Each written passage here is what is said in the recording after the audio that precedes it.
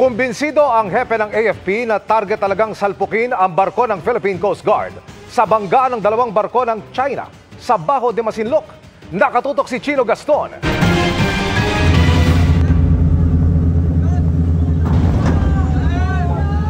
Kung hindi nakaiwas ang BRP Suluan ng Philippine Coast Guard, tiyak na malaki ang pinsalang tinamo ng mas maliit na barko. Triple ang laki ng Chinese warship 164 na may habang 135 meters kumpara sa BRP Suluan na 44 meters lang ang haba. Higit doble naman ang laki ng Chinese Coast Guard sa haba na 90 meters. Hindi raw masabi ng PCG kung may tangka talaga ang mga Chinese na banggain ang barko ng PCG na maghahatid sana ng tulong sa mga mangingisdang Pinoy sa Bajo de Masinloc bago harangin at buntutan ng dalawang barko ng China. You can just imagine the impact kung sakaling ang maliit na barko natin. I don't want to speculate that the real intention of the PLA Navy warship was to intentionally ram the Philippine Coast Guard vessel. I still stick with our initial assessment yesterday na there was only a miscalculation on the part of the PLA Navy warship kung kaya't nagkaroon ng collision. Pero si AFP Chief General Romeo Bronner Jr. kumbinsido na may balak talagang banggain ang BRP Suluan ng mga Chinese.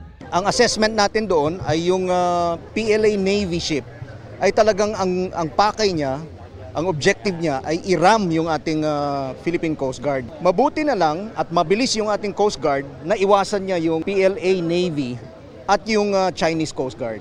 Sa lakas ng impact, kitang napipi ang nguso ng China Coast Guard ship. Ang Chinese Navy ship naman nagkaroon ng malalalim at mahahabang gasgas sa tagiliran. Makikita rin na bago sumalpok sa mas malaking Chinese warship, may 4 na CCG personnel na makikitang nagbababa ng bumper sa harapan ng kanilang barko. Matapos ng impact, hindi na sila nakikita sa harapan ng barko. Hindi malinaw kung ano ang nangyari sa kanila.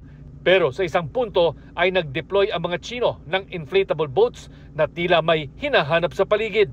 Bagamat nagpapasalamat ang PCG na walang nasaktan sa kanilang mga tauhan, nag-aalala naman sila sa sinapit ng 4 na China Coast Guard. Ilang minuto pagkatapos ang salpukan, nag-alok rin daw ng tulong ang BRP Suluan sa China Coast Guard nang makita na matindi nitong pinsala. Prior the departure of BRP Suluan, we saw that some of the Chinese Coast Guard vessels were also in the vicinity. Launched their own rigid hull inflatable boat, and they appeared to be searching for something or somebody, no? So we assumed that there was a search and rescue that was conducted yesterday. Our thoughts and prayers are still for those Chinese Coast Guard who were injured dahil dito sa insidente. Wala pang kumpirmasyon mula sa Chinese government kung may mga nasaktan o namatay na Chinese Coast Guard. Sa huling impormasyon ng PCG, sinubukang kumpunihin kahapon ang harapan ng barko bago ito sinimulang hatakin papuntang mga artificial island ng China. Kaninang umaga, binigyang parangal naman ng PCG sa pangunguna ni Admiral Ronnie Gavan ang crew ng BRP Suluan, partikular ang kapitan nito na si Jomark Angge. Para sa GMA Integrated News, Chino Gaston, nakatutok, 24 oras.